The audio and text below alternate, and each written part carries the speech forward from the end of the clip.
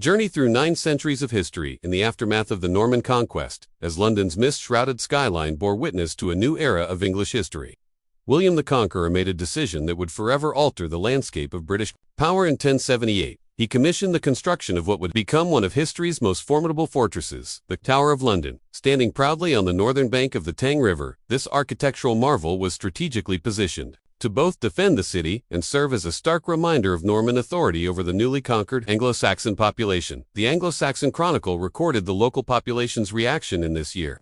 1078, the king built the Great Tower at London, and many sheaves which owed works of service were greatly oppressed in the making of the castle. The White Tower, the fortress's central keep, rose from the ground like a testament to Norman engineering prowess. Its walls, reaching heights of 90 feet and measuring up to 15 feet thick at their base, were constructed from Kentish ragstone and reinforced with can stone, imported from William's native Normandy. The distinctive Norman architectural style, with its rounded arches and robust cylindrical pillars, created an imposing silhouette that dominated London's medieval skyline. The tower's dimensions were impressive for its time, 118 feet by 105 feet.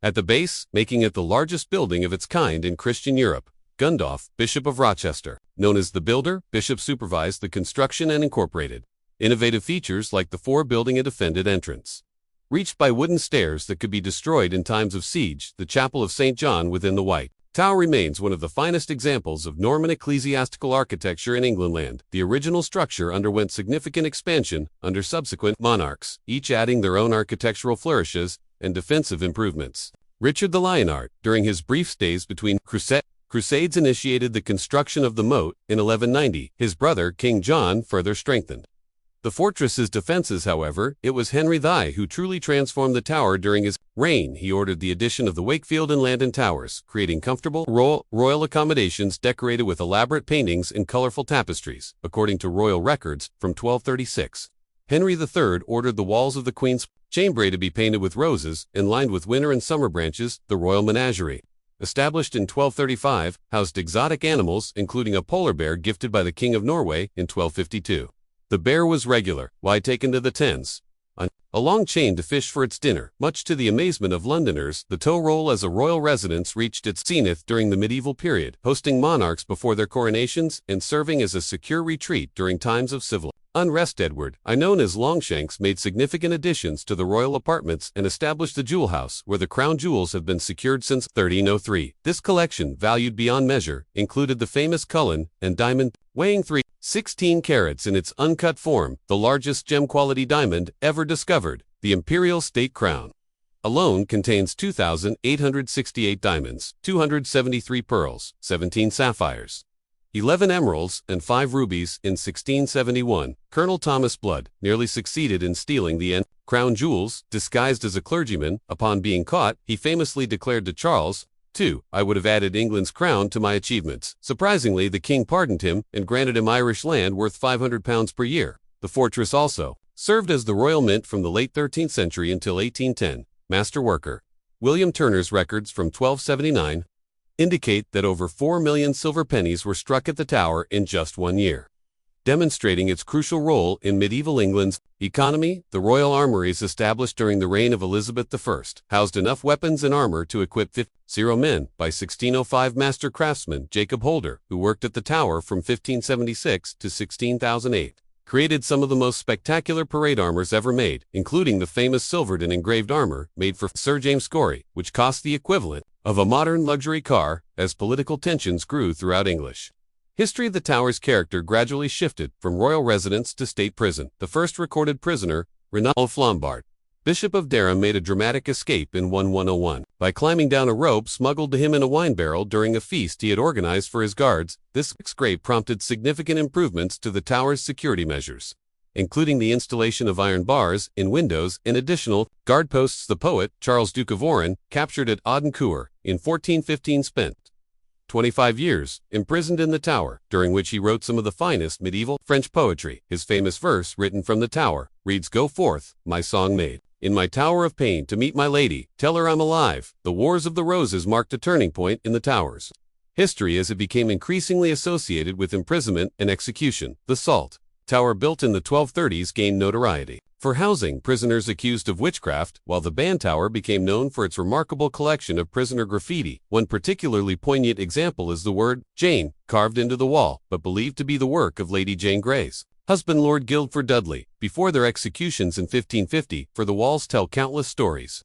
Philip Howard, 13th Earl of Arundel, carved Quanto, plus Afs Pristo, in Hulo Tanto, plus Glor Cum, Christo in Futuro, the more affliction we endure, for Christ in this world the more glory we shall obtain with Christ in the next. Before his death in 1595, during the Peasants' Revolt of 1381, the tower proved its worth as a royal sanctuary. When the young King Richard II took refuge there while rebels rampaged through London, the fortress's significance as a military stronghold reached new heights during the English Civil War when parliamentary forces seized control of it. In 1642, Lieutenant General of the Ordnance, Sir William Ballard, reported an inventory of 0 small arms, 200 barrels of gunpowder, and numerous pieces of artillery stored within its walls. The Tower's Constable Sir John Byron surrendered the fortress without resistance, prompting Royalist poet Sir John Denham to write that sacred place, fortune's favors fell sacred no more. But House of Treason smelled the Tower's military importance continued well into the 20th century.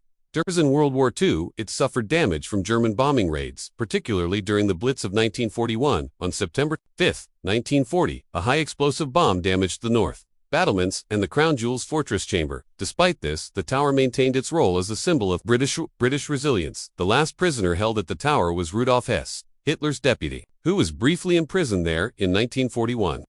Before being transferred to military custody, the Tower also served as the execution site for 12 German spies during World War I, the last executions to take place within its walls. Joseph Jacobs, the last person executed in the Tower on August 15, 1941, faced a firing squad in the miniature rifle range. Perhaps most intriguingly throughout its history, the Tower has maintained detailed records of its prisoners and their conditions. The Tower bills from the 16th century reveal that high-ranking prisoners were often allowed considerable comforts, including servants and fine foods. Elizabeth I.F., while imprisoned here, as a princess in 1554, was permitted to walk in the prison garden, though always under close supervision, said Walter Raleigh, imprisoned for 13 years.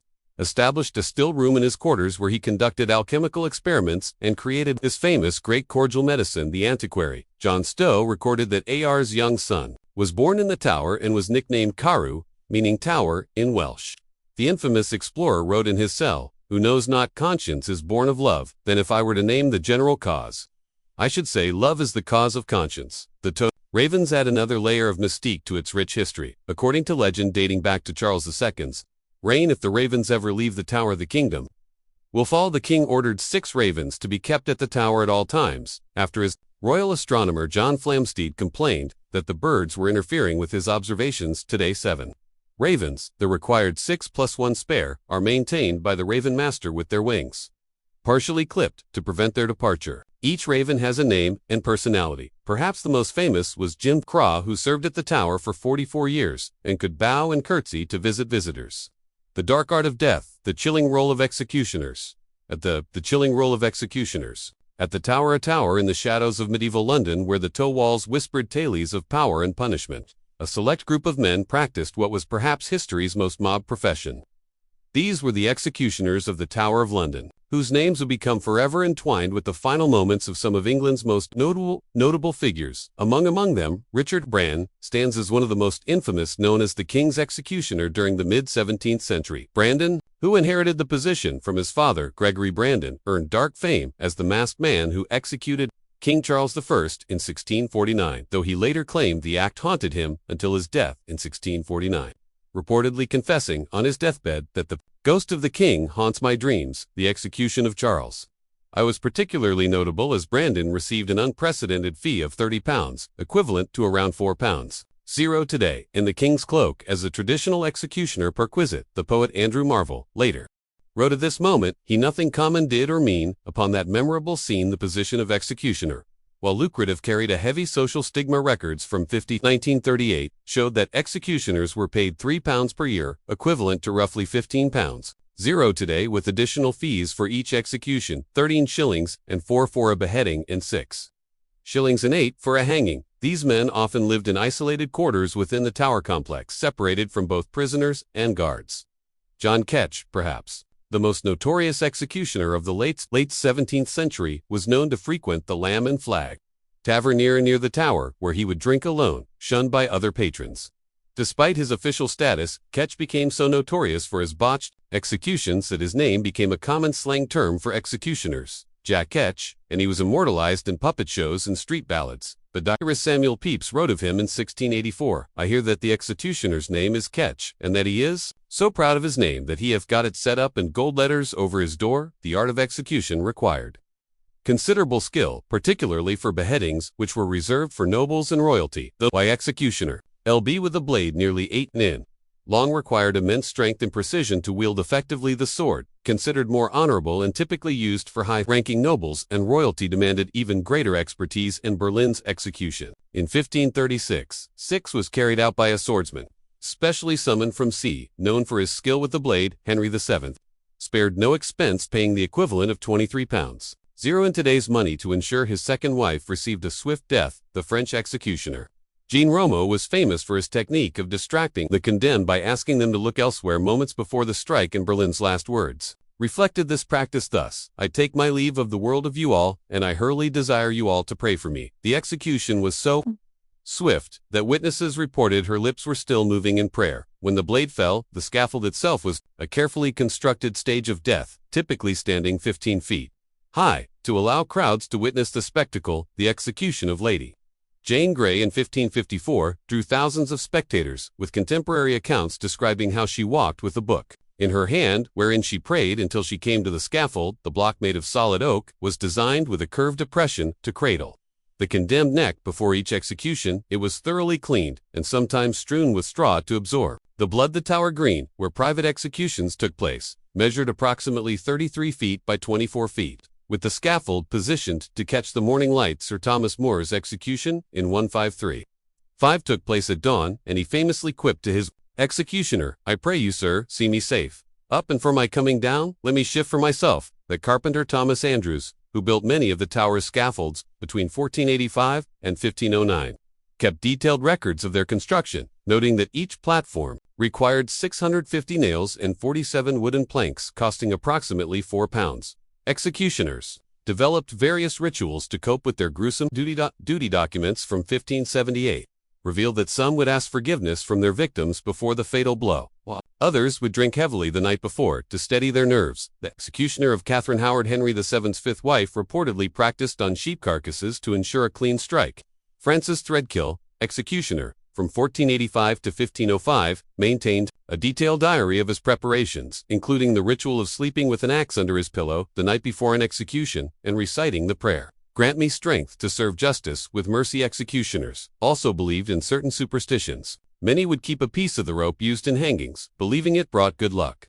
William Marwood, though, a later executioner, continued this tradition and wrote, "The hangman's rope holds power beyond on death. It speaks to those who listen." The psychological toll on these men was often severe. Thomas Derrick, an executioner appointed by the Earl of Essex in the late 16th century, was himself a condemned criminal who received a pardon in exchange for taking up the role. He later wrote in his personal diary, discovered in 1862, "Each night I see their faces, noble and common alike, in the moment before the blade falls." This diary provides rare insight into the mindset of these professional killers, revealing the human cost of their deadly trade. Edward Dennis, executioner, from 1593 to 16005, was known to attend church twice daily and maintained a small garden of medicinal herbs to calm his troubled spirit. After executing Robert Dio, 2nd Earl of Essex, in 1601, Dennis reportedly suffered such severe depression that he required 3 months' leave from his duties. His wife Elizabeth wrote to the Privy Council, "The weight of souls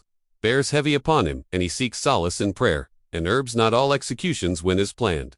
The execution of Margaret Pole, Countess of Salisbury, in 1541, became notorious as one of the most brutal in the Tower's history. The 67-year-old countess refused to lay her head on the block, forcing the inexperienced executioner to chase her around the scaffold, striking her repeatedly with his axe. According to an eyewitness account by William Pito, a Franciscan friar, she ran forth about the scaffold, the young and trembling executioner following her with his axe, striking now here, now there, until he had struck 11 blows. The executioner, whose name is recorded as Alexander Burwell in Tower records, was so traumatized by the event that he abandoned his position and reportedly joined a monastery.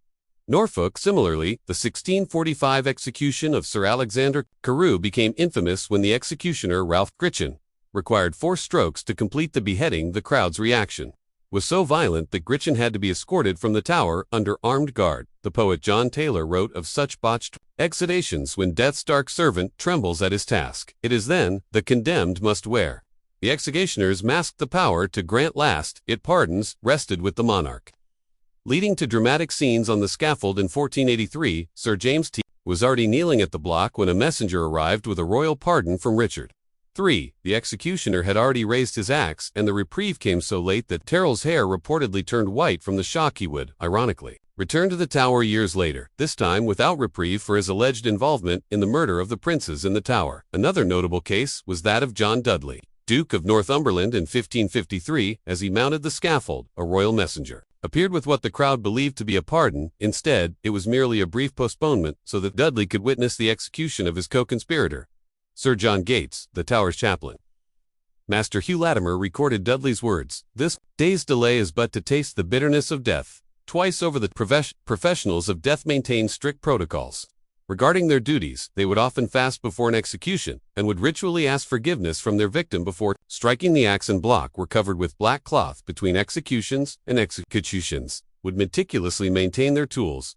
A well-preserved inventory from 1597 lists multiple axes, swords, and blocks, along with specific maintenance instructions. The edge must be toned with finest stone and oiled with whale fat to ensure cleanest severance. William Rose Warden, executioner from 1566 to 1578, kept detailed records of his tool maintenance, including the practice of storing his axe in salt-packed leather to prevent rust. His handbook, discovered in the Tower archives in 1954, reveals that executioners would test their blades on pumpkins filled with red wine to simulate the resistance of human neck tissue.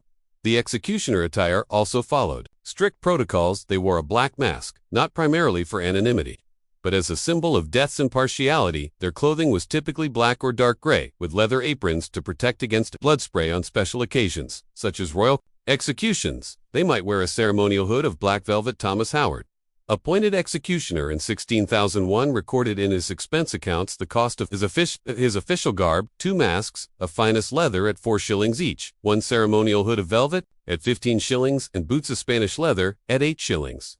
The final recorded words of Mary, Queen of Scots, to her executioner in 1587 referenced this formal attire: "I pray you dispatch me quickly, and let your garments of black be my last sight." In this world, the executioner's role extended beyond the moment of death. They were responsible for disposing of the body and personal effects, often keeping certain items as perquisites of office. After the execution of Eswata Raleigh in 1680, executioner Richard claimed Raleigh's velvet cloak and silk doublet as his fee. The practice became so standardized that, by 1600, a detailed schedule of perquisites existed. Rings and jewelry were to be returned to the family, but clothing and personal items belonged to the executioner. This led to the mob custom of condemned nobles wearing their poorest clothes to their execution, as recorded in the diary of Sir Thomas Wilson, Lieutenant of the Tower. "They come to die in rags, though they lived in silk, for none wish to enrich the man who takes their life where." Legends fill the toe: most dramatic executions through the towers, most dramatic executions through shore. History within the ancient stones of the Tower of London, where ravens still guard centuries of dark secrets. Some of history's most dramatic final acts unfolded in a theater of power, betrayal, and ultimate sacrifice. As the medieval chronicler Matthew Paris wrote in 1236, "The Tower of London is a place where many have entered, but few have left with their lives." The first recorded execution at the Tower was that of William de Marish in 1242, drawn in court for piracy and murder, setting a precedent for centuries of judicial bloodshed within these walls. Perhaps no execution has captured the imagination of generations more than that of Anne Boleyn, Henry VII's second queen, whose fate was sealed on May 19, 1536. After spending her final days in the Queen's House, Room 15, specifically where she alternated between hysteria and remarkable composure, Anne walked to her death with what observers described as a certain grace in her step. During her imprisonment, she was attended by 4 ladies, including Mrs. Mary Kingston, wife of the Tower's constable Sir William Kingston, who wrote detailed reports of Anne's behavior to Thomas Cromwell. In one such letter, Kingston reported Anne's mob joke: "I heard say the executioner was very good, and I have a little neck," at which she put her hands around her throat and laughed heartily. The Spanish ambassador, Eustace Chapas, though no friend to Anne, wrote, "Even her enemies must confess she died with great courage. Her execution was unique in English History performed by a skilled swordsman from C, especially commissioned. For £23, approximately £7,000 in today's currency rather than the traditional ACs, the French executioner. Jean Romo had gained fame throughout Europe for his swift and precise technique. He arrived in London 3 days before the execution, staying at the hung-drawn and quartered tavern near the Tower where he reportedly practiced his technique on sheep carcasses. Thomas Wyeth, the poet, imprisoned in the bell tower at the time, watched Anne's execution from his window and later wrote, "The haunting lines these bloody days have broken my heart." The execution took place at 8 o'clock a.m., and according to eyewitness Sir William Kingston's report, the S-sword was so sharp and the stroke so swift that Anne's head was severed before her lips had finished moving in prayer. Just 18 years later, another queen would meet her fate on Tower Green, the teenage Lady Jane Grey, whose Sunday reign stands as one of English history's most tragic. Footnotes: on February 12, 1554, the 17-year-old was led to the scaffold, her small frame wrapped in a black gown that, according to the Tower's expense records, cost 12 shillings to make. Dr. John Fenham, who attempted to convert her to Catholicism in her final days, wrote that she spent her last hours reading from a small prayer book given to her by John Bridges, the lieutenant of the Tower. This book, bound in black velvet and inscribed with her final message to her father, "In that you wish me to die, Father, you will meet with your time of punishment," still exists in the British Library. The Italian merchant Baptista Spinola, present at her execution, wrote, "The sweetness of her countenance surpassed all that a human being ever showed at the hour of death."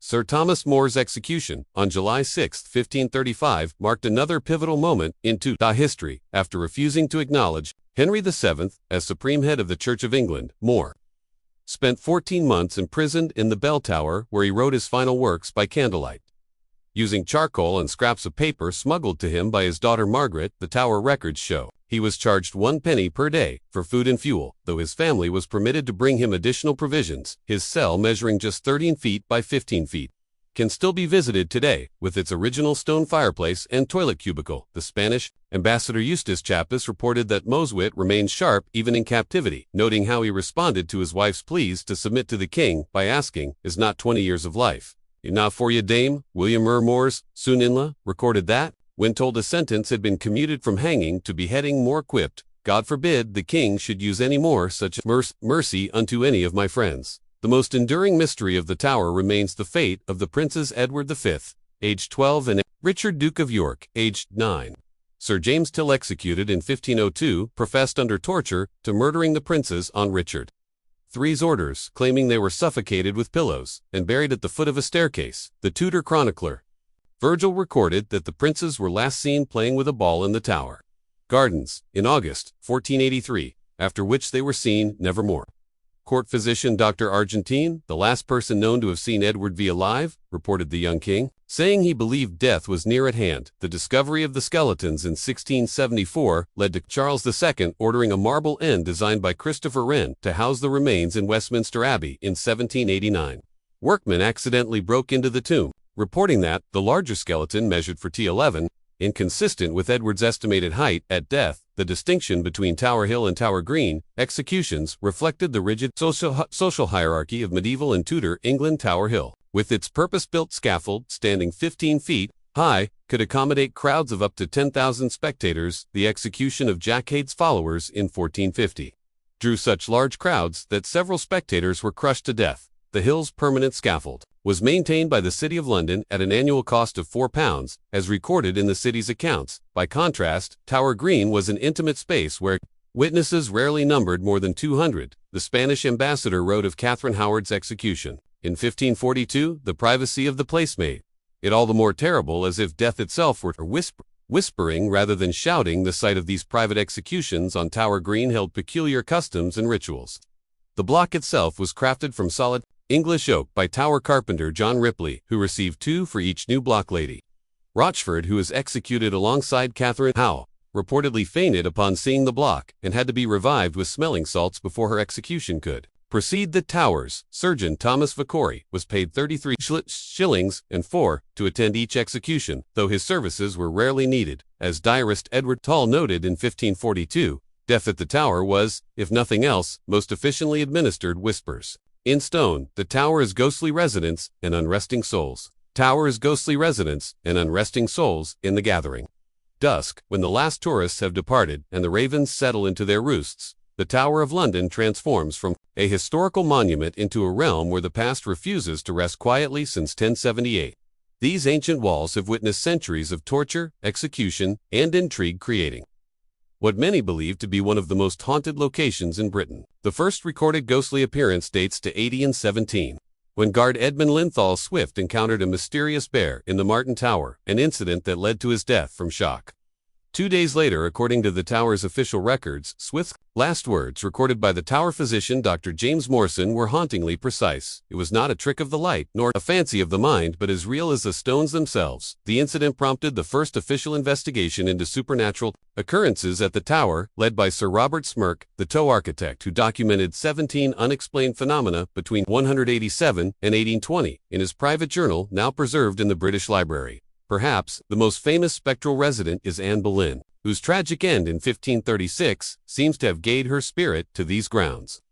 The first documented sighting by Eamon warder John Humphreys in 1864 began a long series of encounters with the doomed queen. In his diary, Humph wrote, "The lady walked as one, accustomed to command, her head held high, despite its ghostly detachment from her body." The 1933 sighting by Guard Captain Leonard Whitmore was particularly detailed. He described not only Anne but her entire execution procession, including the French swordsman and her ladies-in-waiting, moving across Tower Green at precisely 8 o'clock a.m., the documented time of her execution. As Shakespeare wrote in Henry VII, "After my death, I wish no other herald, no other speaker of my living actions." Yet Anne's spirit seems determined to remind the living of her presence. In 1976, during the famous encounter by Major General George Younghusband, noted that the temperature in the chapel dropped so dramatically that frost formed on the interior walls in July. The chapel's logbook from that night records a temperature drop from 68 to 35 Fa. In a matter of minutes, the bloody tower's dark mysteries surrounding the princes have generated some of the most consistent paranormal activity. Edward V, age 12, and Richard, Duke of York, age 9, were last seen alive in June 103, but their spirits have been regular visitors ever since the 1953 sightings by guards Thomas Willoughby and Richard Hallwell occurred within 15 minutes of each other at exactly 300 a.m. Both men, interviewed separately by Tower Constable Field Marshal Sir Gerald Templar, gave identical descriptions of the boys' appearance down to the embroidered nightshirts. They wore details that matched inventories of the princess's belongings. From 1483, Sister Catherine Morton, a visiting nun in 1990, who captured the famous photograph of two shadows in the bloody sour window, later discovered that her film had been exposed to unusual levels of electromagnetic activity, according to analysis by the British Paranormal Society. The physicist, Dr. James Anderson, noted the electromagnetic readings from that film are consistent with what we would expect from a significant paranormal event. Lady Jane Grey's spectral appearances have been particularly well documented through the centuries. The 9 days Queen manifests with